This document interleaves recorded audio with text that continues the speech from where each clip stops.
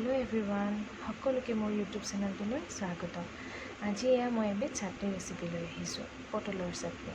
ব'লকচোন আপোনালোকে ভিডিঅ'টো এনজয় কৰক।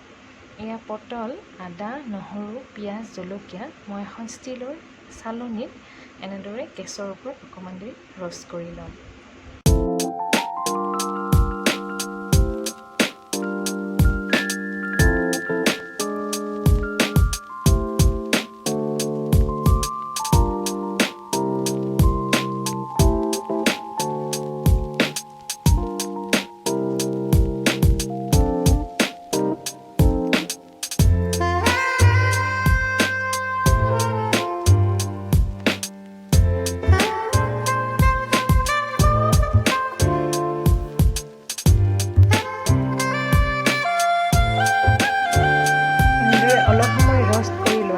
যেতিয়া আদা, নহৰু, পিঁয়াজ, জলকীয়াখিনি ৰ'ষ্ট হৈ যাব, সেইখিনি মই উলিয়াই থৈ আকৌ পটলখিনি ভালদৰে ৰ'ষ্ট কৰি ল'ম।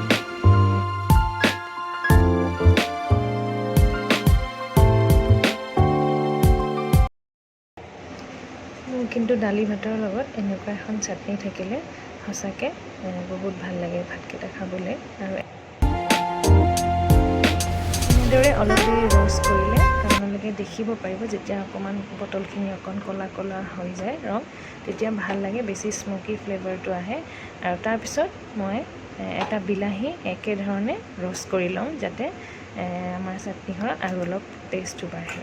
এনেদৰে চাটনিখিনি আমি যেতিয়া ৰ'ষ্ট কৰি লওঁ, ধুনীয়াকৈ স্ম'কি এটা ফ্লেভাৰ আহিব, বৰ ধুনীয়া গোন্ধ আহিব।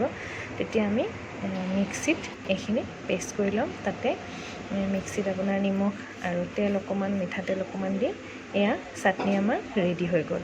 সঁচাকৈ ইমানেই ধুনীয়া আছিলে, ইমানেই টেষ্টি।